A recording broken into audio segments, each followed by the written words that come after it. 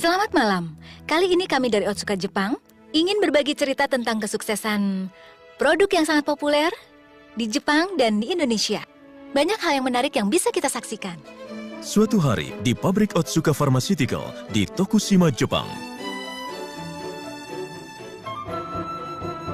Bagaimana? Lancar? Iya, Pak.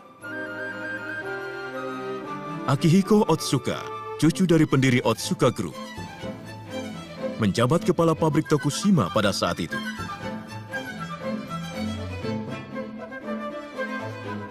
Ayah Akihiko, yaitu Masahito Otsuka, adalah seorang pimpinan perusahaan yang karismatik dan telah menciptakan berbagai produk terkenal seperti obat oles Oro9H atau minuman Oronamin C, sehingga perusahaan menjadi sangat maju.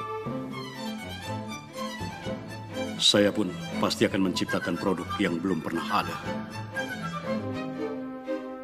Akihiko punya tekad untuk mengembangkan produk yang dapat menjadi pilar perusahaan dengan tangannya sendiri. Ya, kalau begitu tolong ya. Maaf, Pak. Oh, Pak Harima, ada apa? Rokuro Harima, penanggung jawab pengembangan minuman. Pria ini dijuluki ahli rasa di perusahaannya dan juga yang menentukan rasa Oronamin C. Maaf, Pak. Ini sebenarnya...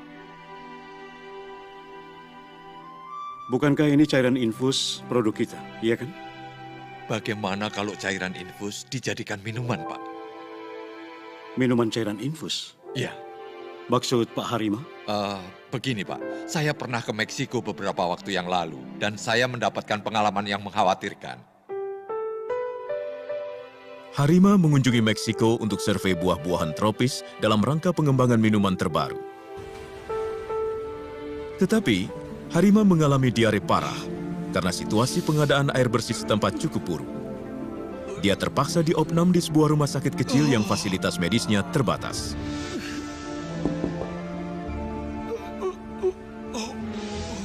Oh, dokter. Supaya penyakit Bapak lekas sembuh, silakan minum obat dengan air soda ini ya, Pak. Air soda? Kenapa bukan air putih? Saat ini, air putih di Meksiko kurang baik. Oh, iya. Ya, baiklah.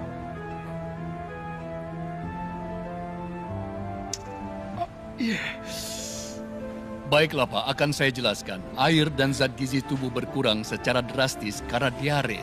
Kalau tidak menambah kadar air tubuh, akan terjadi dehidrasi atau kekurangan cairan. Meskipun hal ini sudah kita lakukan, nantinya kita juga harus menambah gizi.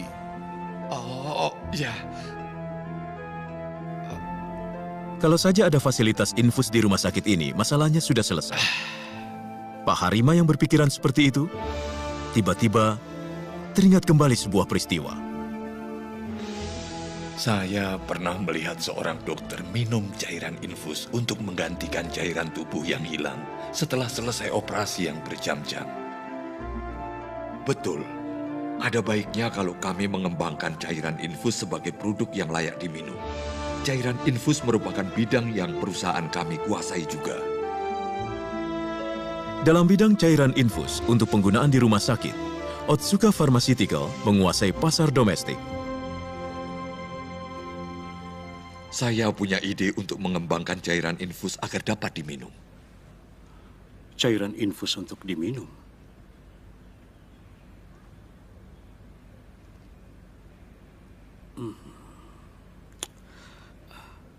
Mungkin saat ini belum waktunya, Pak Harima. Belum waktunya. 3 tahun kemudian, Akihiko menjadi presiden direktur Otsuka Pharmaceutical yang ketiga pada umur yang masih muda, yaitu 38 tahun. Permisi. Harima mendatangi ruangan presiden direktur dengan membawa seorang staf. Permisi, Pak. Staf itu adalah Akihisa Takaichi, anak buah Harima, seorang peneliti muda.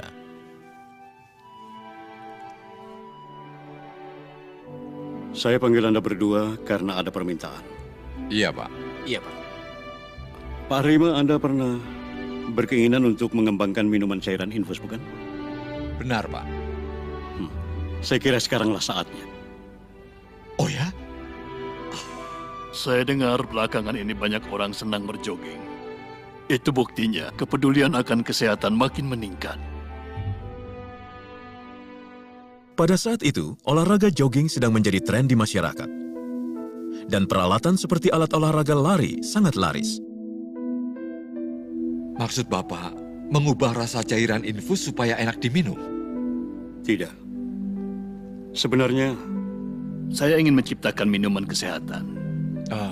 Minuman kesehatan? kalau berkeringat, elektrolit seperti ion natrium atau ion kalium ikut keluar dari tubuh bersama air.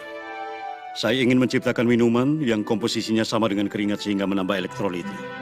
Oh, begitu ya. Lalu, konsep rasa pun disampaikan secara jelas. Rasa yang tidak membosankan. Walaupun diminum setiap hari, harus terasa enak di tenggorokan. Enak di tenggorokan. Minuman kesehatan. Kata-kata Dirut menarik juga ya. Tapi enak di tenggorokan itu seperti apa ya, Pak? Takaichi, itulah tugasmu walau akan memakan waktu yang lama. Hah? Saya serahkan pengembangannya kepada kamu. Kepada saya? Iya, lakukan seperti yang kamu mau. Ya, baiklah, Pak.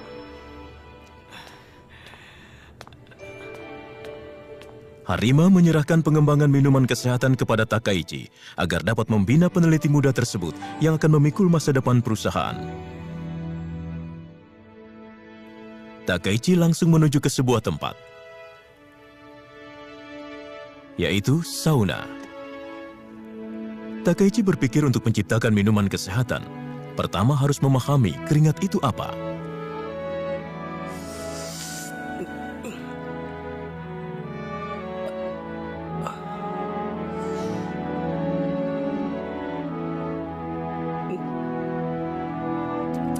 Asin banget. Lalu Takaichi berjalan-jalan di sekitar perusahaan dan mengambil sampel keringat yang merembes dari kulit. Takaichi mengadakan analisa tentang komposisi dua keringat yang diambil di sauna dan saat berjalan-jalan.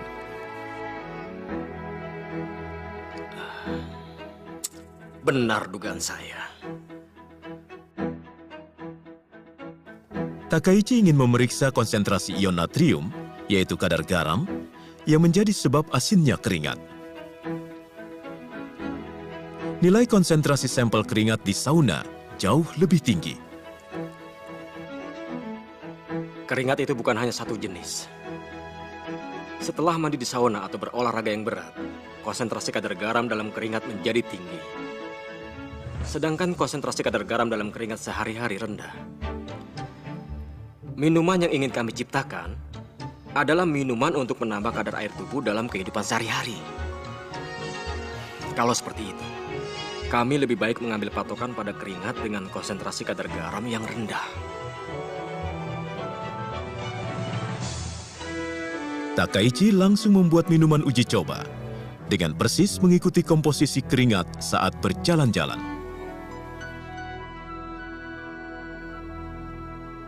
Pak Harima, Oh, Takaichi. ini minuman yang dibuat dengan komposisi keringat. Mohon dirasakan. Iya, iya. Oh, sudah jadi. Silakan, Pak. Ya, baiklah.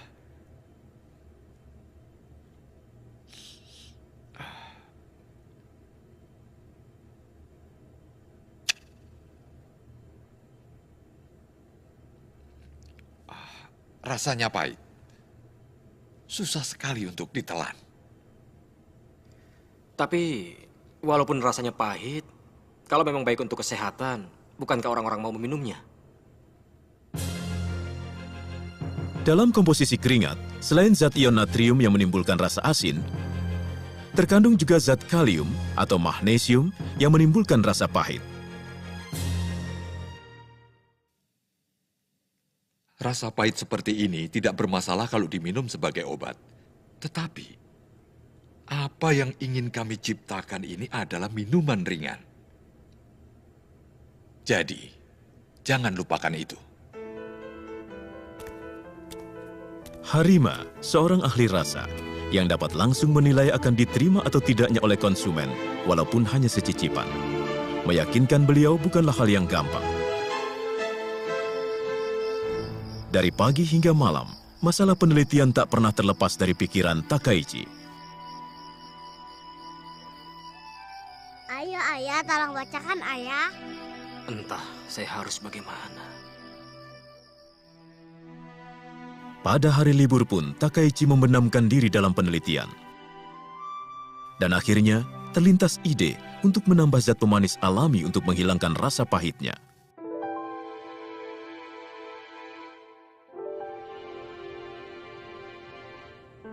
Bagaimana, Pak? Pahitnya memang berkurang. Hanya keseimbangan rasanya tidak tepat. Karena rasanya masih terlalu manis. Tapi untuk menghilangkan rasa pahitnya, Dengarkan saya. Apa yang ingin kami ciptakan bukan minuman jus, tetapi minuman kesehatan. Maka kadar gulanya semestinya ditekan serendah mungkin. Dan ingat, konsentrasi kadar gula harus di bawah 10%. Kamu paham kan? baik, Pak. Saat itu, minuman ringan pada umumnya mengandung kadar gula lebih dari 12%. Dan minuman yang laris adalah minuman yang manis. Akan tetapi, Harima menyuruh mengembangkan minuman yang tidak terlalu manis. Minuman yang tidak terlalu manis tanpa rasa pahit. Percobaan Takaichi dalam menciptakannya mengalami maju mundur.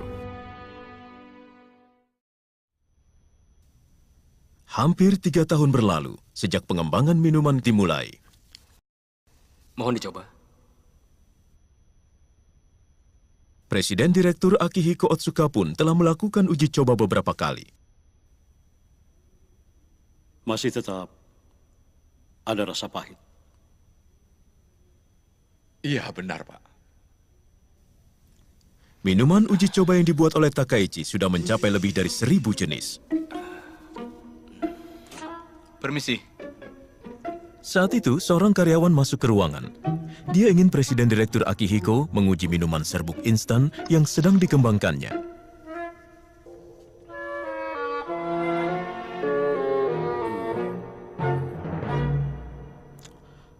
Minuman ini juga masih... Minuman ini juga masih sangat jauh dari sempurna. Lalu kemudian...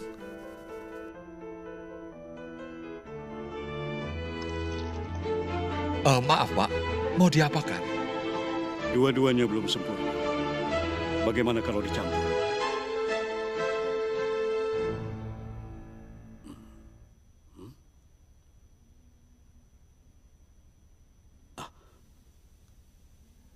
Ini baru enak. Hah? Kalian boleh coba juga.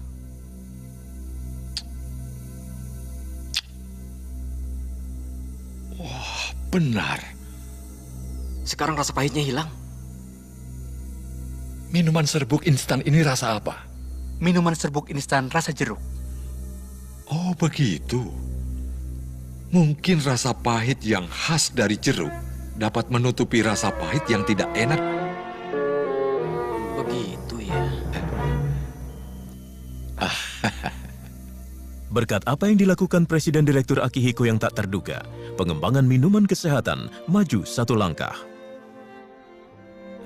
Kok baru pulang? Ada apa? Kenapa beli buah sebanyak itu? Tidak apa-apa. Tolong siapkan pisau, papan potong, dan juga gelas baik mungkin ya. Iya, baik. Buah-buahan yang lebih cocok itu apa? Kita mulai. Takaichi membeli beberapa jenis jeruk dan mencampurnya dengan minuman kesehatan, lalu dicoba minum.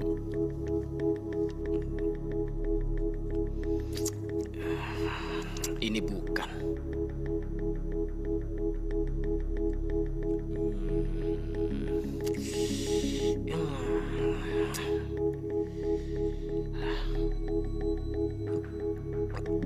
Ini juga bukan.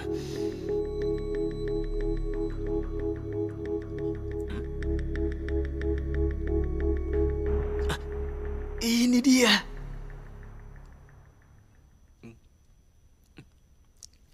Salah satu jenis jeruk menunjukkan efek luar biasa untuk menutupi rasa pahit. Buah apa itu sebenarnya? Hal itu merupakan rahasia perusahaan Otsuka Pharmaceutical sampai sekarang. Takaichi semakin mendalami penelitiannya hingga akhirnya berhasil membuat minuman dengan konsentrasi kadar gula di bawah 10%. Takaichi menyeleksi 2 jenis minuman untuk uji coba pada tahap akhir. Yang ini dengan konsentrasi kadar gula 6,2%, sedangkan yang ini adalah 7%. Untuk memperoleh tanggapan yang objektif, Harima menyuruh peneliti-peneliti lain untuk ikut mencobanya. Terus terang, saya merasa lebih enak yang konsentrasi kadar gula 7%. Betul. Yang lebih encer terasa kurang sesuatu, Pak. Para peneliti menyukai yang manis secara mutlak. Namun Harima, ahli rasa, punya suatu ide.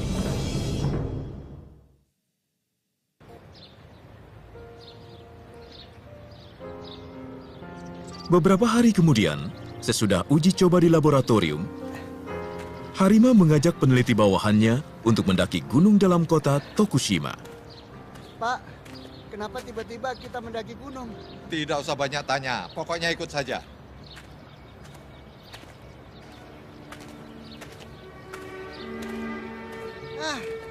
Akhirnya sampai juga. Setibanya di puncak gunung, Harima mengatakan, Mari, sekarang kita minum dulu. Minum apa, Pak? Harima menyuruh para peneliti untuk mencoba 2 jenis minuman A dan B. Sebenarnya minuman ini sama dengan minuman yang dicoba di laboratorium beberapa waktu yang lalu. Yang A sedikit kemanisan. Saya merasa B lebih enak. Saya juga merasa seperti itu, Pak. Yang A manis dengan konsentrasi kadar gula 7% dan B kurang manis dengan konsentrasi kadar gula 6,2. Padahal waktu dulu yang manis dengan 7% terasa lebih enak. Kenapa ya, Pak? Saat berkeringat, yang kadar gulanya lebih sedikit terasa segar dan lebih enak. Dan ini kan minuman kesehatan. Nah, makanya harus terasa enak diminum waktu beraktivitas.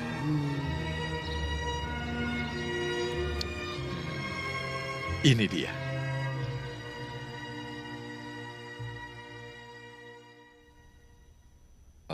Rasanya bagaimana, Pak?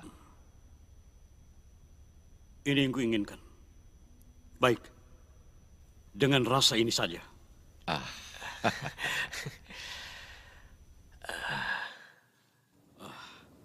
Hari ini, saya ingin mengajak Anda untuk mencoba minuman baru yang kami kembangkan.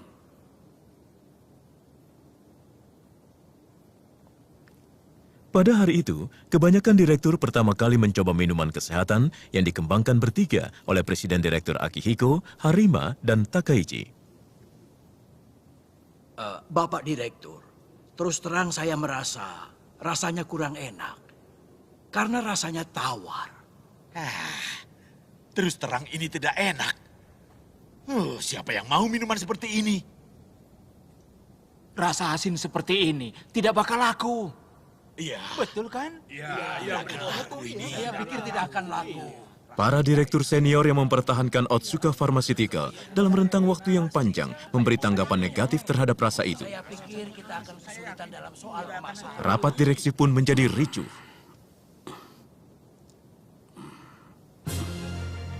Lalu kemudian, saya mengerti tanggapan Anda. Tetapi Anda saat ini meminumnya di ruangan rapat. Cobalah meminumnya setelah berkeringat. Dan dipersilahkan minum berulang kali. Dengan demikian, Anda baru akan mengerti hebatnya produk ini.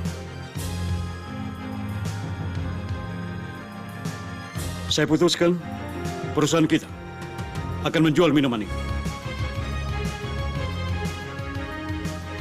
yakin pada kepekaan rasa dirinya dan Harima, akhirnya penjualan minuman diputuskan.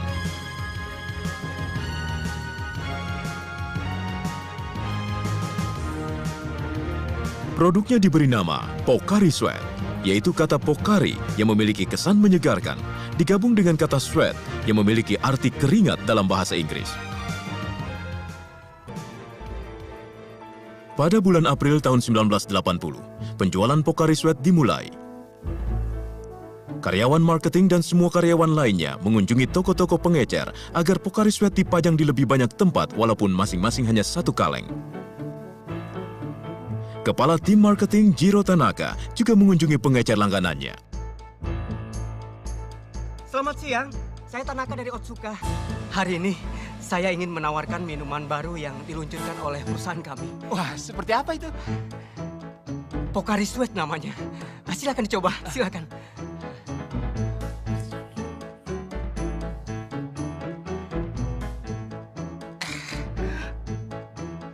Ini tidak enak. Kalau begini, tidak bakal laku. Tolong jangan berkata begitu. Tolong dipajang 2 atau 3 kaleng saja. Tidak apa-apalah untuk percobaan. Tidak, saya yakin ini tidak laku. Rasanya tanggung, asin tidak, manis juga tidak. Saya bingung bagaimana cara menawarkan kepada konsumen. Oh, begitu ya. Begitu juga di toko pengecer lain. Kalau rasanya seperti ini, tidak akan laku. Nggak manis. Maaf ya. Untuk mencoba menawarkan kepada konsumen secara langsung, dibukalah kios di berbagai event dan menjualnya dengan harga Rp10.000. Tetapi, Aduh, minuman apa ini? Benar, rasanya aneh, nggak jelas. Masa minuman kayak gini suruh bayar? Maafkan kami.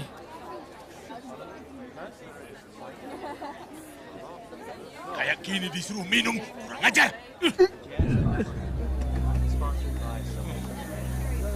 Ayo pergi. reaksi konsumen sangat buruk, sebagaimana yang sudah dicemaskan oleh direksi.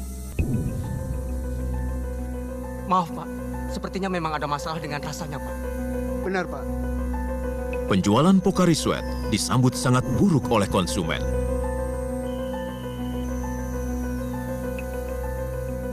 Pak Direktur. Saat itu, Presiden Direktur Akihiko mengeluarkan keputusan yang mengagetkan. Bagikan dengan gratis. Hah? Kita bagikan Pocari Sweat secara gratis. Agar diminum setiap orang di setiap tempat. Dan dalam jumlah yang besar. Pak, berapa yang harus dibagikan? Tak terbatas. Hah? Keunggulan Pocari Sweat tidak bisa dirasakan kalau tidak diminum berulang-ulang. Jumlahnya tidak terbatas. Kita lakukan secara tuntas. Kalau begitu, kerugian kita semakin bertambah, Pak. Benar, Pak. Benar, Pak. Jangan pikirkan angkanya dulu. Kita ingin mencoba menciptakan pasar baru yang belum pernah ada. Walaupun tidak bisa dijual, pada awalnya itu wajar. Yang paling penting sekarang, mensosialisasikan konsep produk secara tepat daripada menjual produknya. Dengan demikian, nantinya konsumen akan mengerti keunggulan Pocari Sweat. Penjualan akan meningkat belakangan.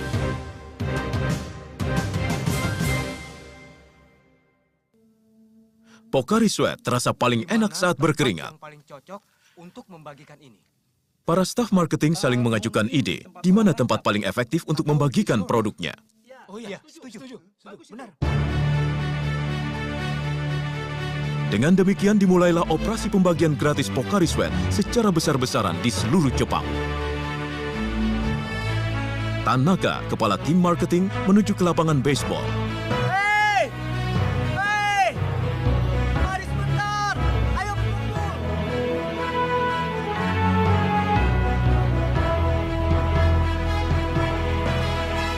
Nah, anak-anak, kalian haus kan? Haus. Tunggu sebentar ya. Nah, ini, silakan minum. Dingin dan enak. Nah, ini, silakan. Ini untukmu, ini untukmu. Ayo, silakan diminum. Silakan. Bagaimana rasanya? Enak! Enak kan? Rasanya tidak biasa. Tapi bisa langsung diteguk. Betul, itu benar. Itu karena tubuh kalian mengeluarkan keringat. Jadi membutuhkan kadar air. Nah, anak-anak, tubuh kita 60%-nya terdiri dari air. Coba lihat gambar ini. Sampai di sini, semuanya air. Bukan hanya ditawarkan kalau minum, kalian banyak berkeringat, melainkan juga memberikan maka tubuh penjelasan kalian konsep membutuhkan Pocari Sweat cairan secara tubuh. detail. Pocari Sweat itu mirip dengan cairan tubuh. Staf marketing lainnya kemudian membagikan kepada konsumen yang baru selesai mandi. Bagaimana rasanya? Wah, rasanya tidak biasa. Tapi enak diminum. Begitu ya? Bu, maaf Bu. Iya. Apa Ibu haus? Karena kelihatannya berkeringat. Apa? Silakan minum ini. Gratis nih. Tentu saja, silakan. Ada juga staf marketing yang memberikan langsung kepada orang yang sedang berkeringat. Bagaimana? Minuman apa ini? Rasanya aneh. Tetapi enak juga sih. Terima kasih. Berkat pelaksanaan operasi pembagian gratis yang ditargetkan di tempat-tempat di mana orang muda berkeringat, sedikit demi sedikit Pocari Sweat mulai populer. Makasih ya. Saya membagikan sampel pada anak-anak di lapangan baseball. Mereka semuanya minum dan bilang enak. Rupanya, sudah mulai disadari. Pocari Sweat itu seperti apa. Bagus kalau begitu. Tapi Pak Direktur, Iya, ada apa? karena membagikan tanpa batas, jumlah dibagikan gratis mencapai lebih dari 30 juta kaleng. Oh ya? Pocari Sweat yang dibagikan secara gratis telah mencapai sebanyak 400 miliar rupiah. Kalau seperti ini terus, kerugian akan melonjak. Apakah lebih baik dihentikan saja pembagian minuman gratisnya? Tidak apa-apa. Lanjutkan saja. Sepanjang tahun ini. Yang penting adalah bukan keuntungan sekarang, tapi masa depan. Kalau sekarang menyebarkan benihnya, pasti akan berbuah banyak di kemudian hari. 1 tahun kemudian, pada tahun 1981, penjualan Pocari Sweat tetap sama saja seperti tahun sebelumnya. Wah, terasa panas ya. Tahun ini panas sekali ya. Musim hujan baru saja selesai, dan musim panas untuk tahun kedua hampir tiba. Halo, ini bagian marketing Otsuka. Hah? Stok Pocari Sweat habis? Ya, tolong cepat kirim Pocari Sweat-nya, Pak. Stoknya sudah habis. Mengherankan, Pocari Sweat tiba-tiba mulai laris secara drastis pada musim panas di tahun kedua penjualan.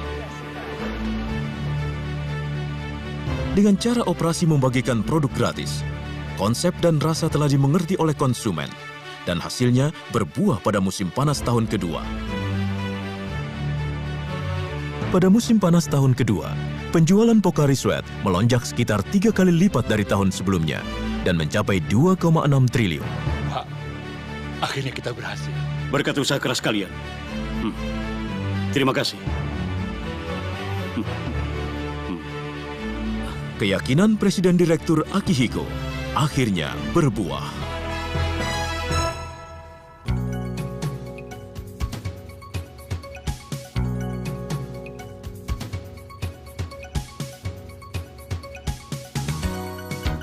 Di Indonesia dikenal ada bulan Ramadan dan diadakan yang namanya aktivitas promosi saat Ramadan. Orang-orang yang beragama Islam pada bulan Ramadan tidak boleh makan dan minum dari subuh sampai maghrib.